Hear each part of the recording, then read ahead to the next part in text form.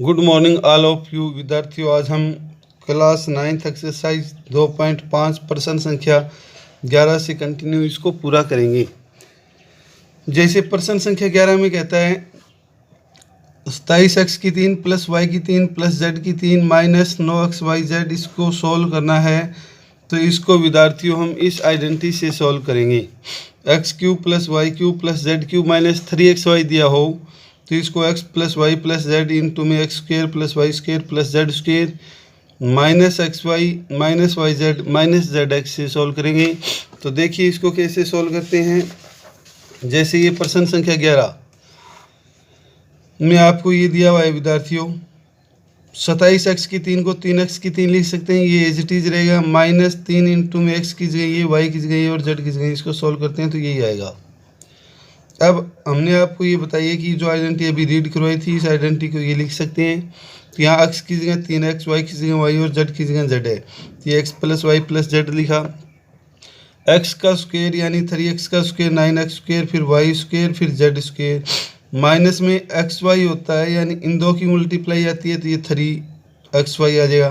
फिर इन दो की मल्टीप्लाई माइनस वाई जेड आ जाएगा, फिर इन दो की मल्टीप्लाई ये आ जाएगा। ऐसे आपका प्रश्न संख्या 11 पूरा होता है। इसके बाद प्रश्न संख्या 12, प्रश्न संख्या 12 में कहता है विद्यार्थियों इसे वेरीफाई करना है। तो हम क्या करेंगे, राइट हैंड साइड लेके चलेंगे, इसके आइडेंटिटी को सॉल्व कर देंगे सबसे पहले। फिर आइडेंटिटी को सॉल्व करने के बाद में हम लास्ट में ये मिल जाएगा, यानी ये कब मिलेगा, जब हमारे पास ये आ जाए तो ये लिख सकते हैं और इसको सॉल्व करेंगे तो ये आ जाएगा। देखिए जैसे कैसे करेंगे हम आपको बता रहे हैं। प्रश्न संख्या 12 में ये दिया है विद्यार्थियों, ये लेफ्ट हैंड साइड है, ये राइट हैंड साइड है। सबसे पहले राइट हैंड साइड लेके चले, राइट हैंड साइड को एज इट इज़ हमने राइट किया। फिर यहाँ पे आइडेंटिटी थी, इसको सोल्व किया, x की 2 प्लस वाई की 2 माइनस 2xy, इसको फिर सोल्व किया तो ये आ जाएगा, इसको सोल्व किया तो ये आ जाएगा, बाकी एज इट इज़ आया। अब यहाँ पे एक्स स्क्वेयर और यहाँ पे भी एक्स स्क्वेयर, 2x स्क्वेयर होगा, यहाँ वाई स्क्वेयर, यहाँ वाई स्क्वेयर, 2y स्क्वेयर होगा, यहाँ जेड स्क्वेयर, यहाँ जेड स्क्वेयर, 2z स्क्वेयर होगा, माइनस 2xy 2yz और 2zx। पूरी में से हमने यानी पूरी जो ये ब्रैकेट दी है इस पूरी ब्रैकेट में से 2 कॉमन ले लिया तो 2 यहाँ लिख दिया, बाहर लेके 2 से 2 कैंसिल, यहाँ x की 2 y की 2 z की 2 minus xy minus yz minus zx रहेगा। अगले स्टेप में यानी हमारे पास यही रहता है और ये आइडेंटिटी होती है विद्यार्थियों, जब ये हो तो हम ये लिख सकते हैं तो यहाँ से ये आपके पास आ जाएगा। ऐसे प्रश्न संख्या आपका पूरा होता है 12। फिर प्रश्न संख्या 13 में क्या दिया हुआ है, x plus Y plus Z equal to 0, तो शो दैट हमें ये प्रूफ करना है।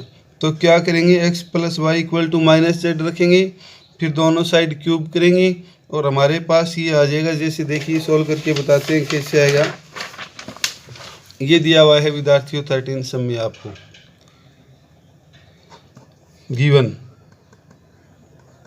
अब z को इधर ले गए, माइनस होगा, क्यूब ऑन बोथ साइड, यहाँ भी हमने क्यूब किया, यहाँ भी क्यूब किया, माइनस z का क्यूब माइनस जेड क्यूब भी आ जाएगा।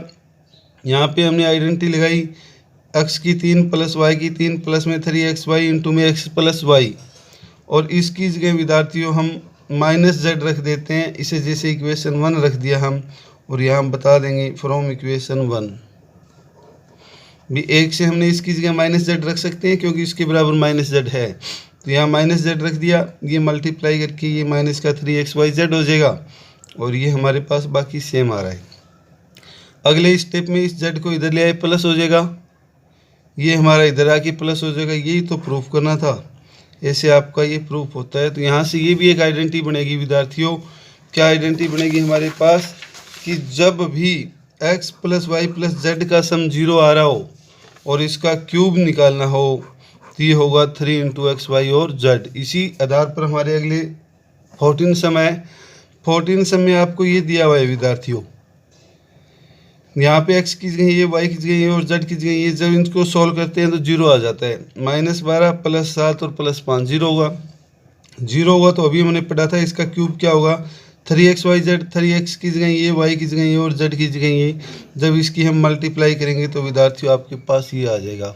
इसी तरह से इसका सेकंड पार्ट ये दिया हुआ है, इन तीनों का सम भी 0 आता है। इन तीनों का सम 0 आएगा तो इन तीनों के सम का क्यूब 3 इंटू में x की जगह ये, y की जगह ये और z की जगह ये। दो माइनस के निशान है तो मल्टीप्लाई में आपके पास प्लस का निशान आ जाएगा। तो यहाँ हम ये रिज़ल्ट प्लस का आएगा और इनकी मल्टीप्लाई करेंगे तो 16,380 आएगा। ऐसे प्रश्न संख्या 14 पूरा होता है। इसके बाद प्रश्न संख्या 15 में क्या दिया है विद्यार्थियों आपको? 15 में ये कहता है given possible expression for length and breadth each of flowing rectangle in area given, यानी ये एरिया दिया हुआ है रेक्टेंगल का, लेंथ और ब्रेथ निकालनी है। तो हम इसके फैक्टर कर देंगे। जो एक फैक्टर होगा वो लेंथ होगा, दूसरा ब्रेथ हो जाएगा। जैसे देखिए ये दिया हुआ था, यहाँ गुणा करें तो इन दोनों की 12 पंजे 60, 6 12 दूनी 24 और 6 30, गुणा करें तो 300 और यहाँ पे जोड़ें तो 35 यानी 35। तो ऐसे फैक्टर होंगे विद्यार्थियों 20 और 15। फैक्टर करके देख लेना, भले ही इसके इन दोनों का सम करें तो 35 आएगा और मल्टीप्लाई करें तो इनका 300 आएगा। यहाँ से हमने 5a कॉमन ले लिया, 5a माइनस 4 रहेगा। यहाँ जो निशान होता है वही आता है। यहाँ 3 कॉमन था, 3 कॉमन लेने पे ये रहेगा। तो ये आपकी फिर हमने बाहर निकाल लिया तो यहाँ 5a माइनस का 3 रहेगा। ये आपकी लेंथ आ जाएगी और ये आपकी ब्रेथ हो जाएगी। इसी तरह से इसका सेकंड पार्ट है विद्यार्थियों, एरिया हमें ये दिया हुआ है, इनकी मल्टीप्लाई करें तो 420 आता है और घटाएं तो 13। ऐसा हमने फैक्टर किया, 2 से डिवाइड किया ये, फिर 2 से डिवाइड किया ये, 3 से डिवाइड किया ये, 5 से डिवाइड किया ये। यदि हम कंटिन्यू करें तो नहीं हो पाता विद्यार्थियों। जैसे 3 और 5 ले लिया 15 और 2 दूनी 4 से 28, एक ये ले लिया। इनका डिफरेंस करें तो 13 आता है और मल्टीप्लाई करें तो 420 यानी 420 आता है। तो हमने ऐसा ही लिखा इन दोनों को। जब यहाँ माइनस का निशान हो तो बड़ी टर्म के साथ ये आता है, बड़ा ये था, दूसरी के साथ अपोजिट, यहाँ प्लस आ गया तो यहाँ माइनस आएगा। इन दोनों में से 7 कॉमन लिया तो हमारे पास ये आ जाएगा। यहाँ माइनस का साइन, इन दोनों में 3 कॉमन लिया तो ये आ जाएगा। फिर हमने ये बाहर निकाल लिया यहाँ, तो यहाँ 7y माइनस का 3 रहेगा। तो ये एक लेंथ आ जाती है और एक ब्रेथ आ जाती है विद्यार्थियों। इसके बाद हमारी लास्ट और अंतिम सम रहेगा प्रश्न संख्या 16।